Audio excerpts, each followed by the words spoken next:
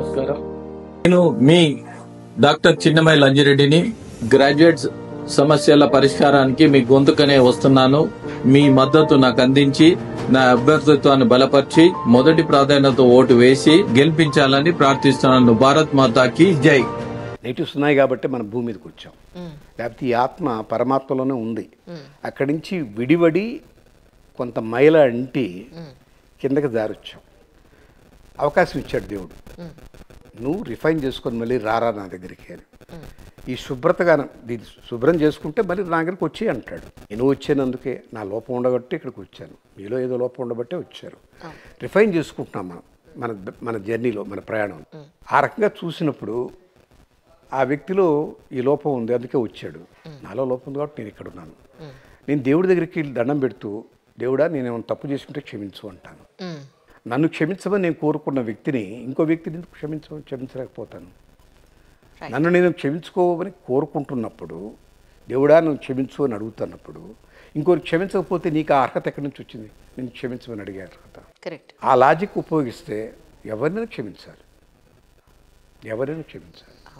మనలో లోపం ఉంది, వాళ్ళలో లోపం ఉంది. నన్ను నేను క్షమించుకోమని అడుగుతున్నాను దేవుణ్ణి, ఆయన కూడా క్షమించమని అడుగుతాం. సో క్షమ అనేది మానవీయ దృక్పథం. సౌజన్యం అనేది ఒక లక్షణంగా ఉండాలి ప్రతి మనిషికి. కోపం రావచ్చు, దాని కోపంతో అణుచుకోమని చెప్పలే. కోపాన్ని ప్రదర్శించు, కానీ కోపం నుంచి బయటకు రా, వచ్చి సాటి మనిషిగా గౌరవించు, మన్నన చేయి. కానీ ఇన్నాళ్ళు మీ జీవితంలో ఎవరికైనా ఎప్పుడైనా సారీ చెప్పాల్సిన సందర్భం వచ్చిందా? చాలాసార్లు వచ్చింది. ఏమిటి మీకే? ఎందుకు రాదు? నేను మనిషిని, గుర్తుపెట్టుకో. నేను మనిషిని. చాలాసార్లు అంటే కుటుంబంలోనే నా భార్యకే చెప్పాను చాలాసార్లు. నాకు ఈ కష్టం కలిగినప్పుడు. అంటే కష్టం ఎందుకు కలిగింది అంటే, నాకు చిరాకు, అసహనం వచ్చినప్పుడు. అంటే నేనేం కొట్టడం తిట్టడం ఉండవు. చిరాకు పడ్డానుకోండి, చాలా తీవ్ర స్థాయిలోనే ఉంటుంది. అది భాష ఉండకపోవచ్చు, మొహం వివరణం అయిపోద్ది. అక్కడి నుంచి వెళ్ళిపోతాను, ఆ సీన్లో ఉండను, బహుశా భోజనం చేయను ఆ కోపం తగ్గిన దాకా. ఇవన్నీ వాళ్ళకి బాధ కదా, కన్నీళ్ళు వస్తాయి, సారీ అని అంటాను. ఇదే కాకుండా పొరపాటు పడింది ఎక్కడా లేదు, కానీ వాళ్ళు పొరపాటు పడి నన్ను తప్పుగా అనుకున్నప్పుడు, నీకు ఈ పొరపాటు అభిప్రాయం కలగడానికి నేను సరిగా జాగ్రత్త లేకపోవడం అని చెప్పి సారీ చెప్పిన ఉన్నాయి. అర్థమైందా? బాబాయ్ చాలా కష్టం, చాలా కష్టం, చాలా కష్టం. నన్ను పొరపాటుగా అర్థం చేసుకున్నావు, కానీ నేను పొరపాటుగా అర్థం చేసుకుండాల్సినంత క్లారిటీగా చెప్పలేదు, నా తప్పేది అని అన్నప్పుడు వాళ్ళకి తల తిరిగిపోయేది. అది ఒక రకంగా వాళ్ళకి శిక్ష. నిజం. ఇది ఉన్నా పర్లేదు. నాకు చాలా ఇష్టమైన మ్యూజిక్ డైరెక్టర్ కలగా కృష్ణమోహన్. చాలా ఇష్టం. ఆయన చేత చేయించుకున్నాను కూడా. కాలం చెరుకొమ్మ మీద, ఎక్కడిది ఇంత హాయ్ 2 ఆల్బమ్స్ బాలసుబ్రహ్మణ్యం పాడారు, సురేఖామూర్తి పాడారు. సూపర్ పాటలు అవి. ఆయనే చేసింది, ఆయన రాశాడు, ఆయనే మ్యూజిక్. అవి రికార్డ్ చేయించుకున్నాను నేను. చేసి పెట్టిన దానికి ఆయనకి జీవితంతో రుణపడి ఉంటాను అనుకున్నాను, అంత బాగుంటాయి. నేనంటే ఆయన కూడా ఇష్టం ఏర్పడింది. అంతగా ఆయన ప్రతిభని ఇష్టపడ్డ వాళ్ళు లేరేమో బహుశా. నాకు చాలా ఇష్టపడింది. ఆ ఇష్టం చాలా కాలం కొనసాగింది. కొన్ని ఇన్స్ట్రుమెంటల్ మ్యూజిక్ కావాలని అడిగితే ఆయన చేయలేకపోయారు. అయినా నేను అంటే బాధపడ్డాను, కానీ ఆయన ఏం అనలేదు. చేస్తే బాగుంటుందండి, చేయండి ప్లీజ్ అంటే, చేస్తాను సార్, చేస్తాను సార్, చేస్తాను. ఆయన ఒక సభ పెట్టారు. ఆ సభకి నన్ను పిలిచారు గెస్ట్గా. ముఖ్య అతిథి నారాయణ రెడ్డి గారు, నేను ఇంకో అతిథి. మనకు రకరకాల అతిథులు ఉన్నారు కదా, ముఖ్య అతిథి, ముక్కు అతిథి, ఆత్మీయ అతిథి, అనుకోని అతిథి, పనికిమాలిన అతిథి. ఒక అతిథి నేను. త్యాగరాజ గాన సభ. నాకు అది అయిన తర్వాత అంతకుముందే ఒప్పుకున్నటువంటి ఒకటి వచ్చింది. ఇంతకుముందు ఒప్పుకొని నేను మర్చిపోయాను, నా తప్పది. అక్కడికి నేను డ్యాన్స్ ప్రోగ్రామ్కి వెళ్ళాలి రవీంద్ర భారతిలో. అది 7, ఇక్కడేమో ఇది 6. ఇది 6 కదా, పర్లేదులే అనుకున్నా. అయ్యా 6కి వస్తాను, నన్ను 6:45కి వదిలేయాలా అన్న. అదేమిటి అన్నాడు. అనుకోకుండా నేను మర్చిపోయాను, 7 o'clock ఆరంగేట్రం ఉంది, నా మిత్రుడు మేనకోడలది, దానికి వెళ్ళాలా అన్న. అదేంటి సార్ అటు చేశారు అన్నాడు. నేనేం చేయను, అది ఎప్పుడో ఒప్పుకుంది, నీ మీద ప్రేమ కొద్ది చూసుకోకుండా ఒప్పేసుకున్నాను, అయినా పర్లేదు, ఇది 6 గంటలకి, అది 7 గంటలకి. టైం ఉంది. వాళ్ళందరూ టైం పాటించరు కదా, అది 7:15 కావచ్చు, నువ్వు 6 కరెక్ట్గా ప్రారంభించు, నేను 6:15కి వెళ్ళిపోతాను నేను. అలాగే అన్నాడు. ఆయన 6 గంటలకు ప్రారంభించాలని అనుకున్నాడు. నారాయణ రెడ్డి గారు రాలేదు, ఆయన 7 దాకా రాలేదు. అయ్యయ్యో, నాకు ప్రెషర్ పెరిగిపోతుంది. చివరికి 7 గంటలకి నారాయణ రెడ్డి వచ్చాక నారాయణ రెడ్డి గారికి చెప్పా, మీరు ముఖ్య అతిథి, అధ్యక్షుడు కూడా చెప్పండి, ముందు నేనే మాట్లాడి వెళ్ళిపోవాలి, నాకు కుదరదు. అదెట్లా, కూర్చో అన్నాడు ఆయన.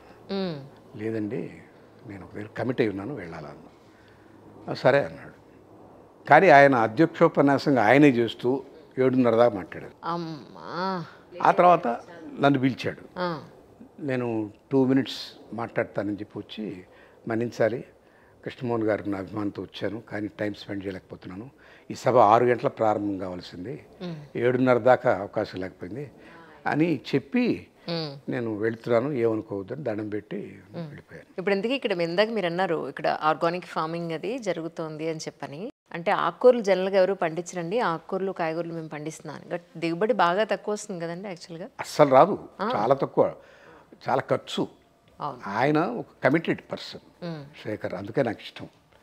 ఆయన అనుకుంటే దాన్ని వదలడు, ఆయనకి డబ్బుకేం లోటు లేదు. ఎంత ఖర్చు అయినా మనం నిజాయితీగా ఒక మాట మీద ఉండాలి సార్, అంతే అన్నాడు.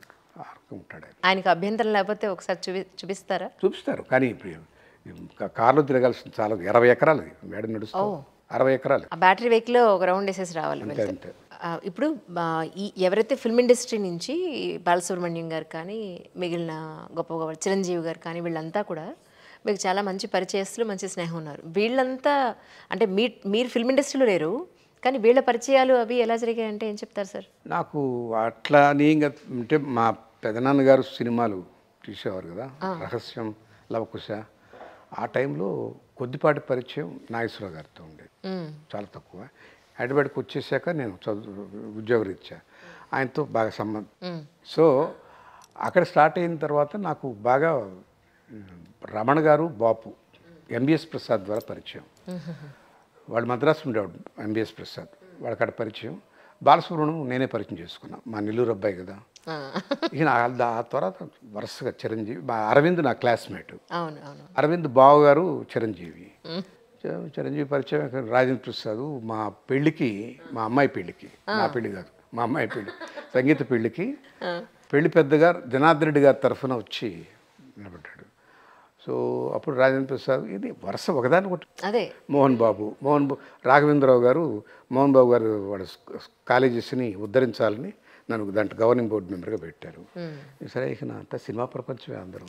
కానీ ఎవరితో నేను అంట కాగలేదు, అందరూ పరిచయమే, అందరూ ఇష్టంగా ఉంటారు, నాతో బాగానే ఉంటారు, నేను వాళ్ళతో బాగానే ఉంటాను. కానీ సార్, అంటే ఎవరో ఒక కుటుంబంలో జరిగే ఒక చిన్న అలజడికో కొట్లాటకో మీడియా అంతా వెళ్ళి గేట్ల లోపల కెమెరాలు పెట్టడం, లేదంటే వాళ్ళ ఇంట్లో ఏం జరుగుతుందని చూడడం, ఇదంతా మీరు చూసినప్పుడు నాకు నచ్చలేదు. నాకు ఇది నచ్చలేదు. ఆయన కూడా కొంచెం కోపాన్ని తగ్గించుకోవాల్సింది.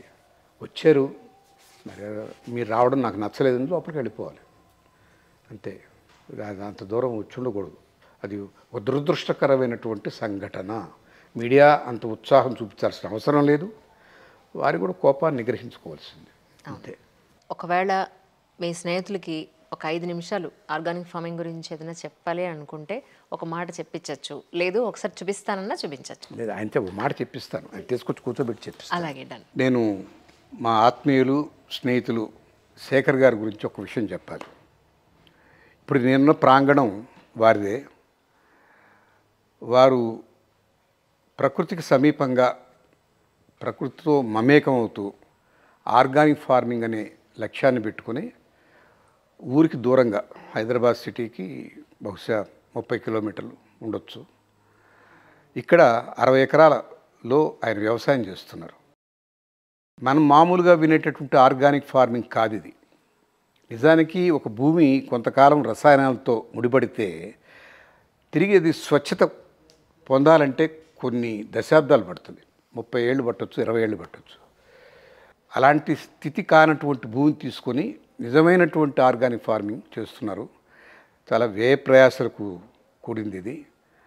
వారు డబ్బును ఇలా పక్కన పెట్టి అనుకున్నది ఏదో ఆ లక్ష్యాన్ని చిత్తశుద్ధిగా చేయాలన్నటువంటి సంకల్పంతో ఊరికి దూరంలో ఈ పద్ధతిలో ఆయన వ్యవసాయం చేస్తున్నారు. వారితో ప్రత్యేకమైన ఒక ఇంటర్వ్యూ అంజలి గారు తర్వాత చేస్తారు. ఇప్పుడు కేవలం వారిని చూపించడానికే మనసుపడి ఆయన తీసుకొచ్చి కూర్చోబెట్టాను. దీంట్లో మొత్తం ఆల్మోస్ట్ అన్ని ఫ్రూట్స్ ఉన్నాయండి, వెజిటబుల్స్ ఉన్నాయి, కౌస్ ఒక 60 కౌస్ ఉన్నాయి, ఈవెన్ ఫిష్, నాటుకోళ్ళు, ఆల్మోస్ట్ ఎవ్రీథింగ్ ఉందండి. మన ఇంటికి నార్మల్గా ట్రెడిషనల్ ఫుడ్ కావాల్సిన మొత్తం ఎవ్రీథింగ్ ఉన్నాయండి. చెరకు ఉంది, ఇక్కడ చెరుకు ఉంది, బియ్యం, వడ్లు, బెల్లం కూడా మేము ఇక్కడే చేసుకుంటాము.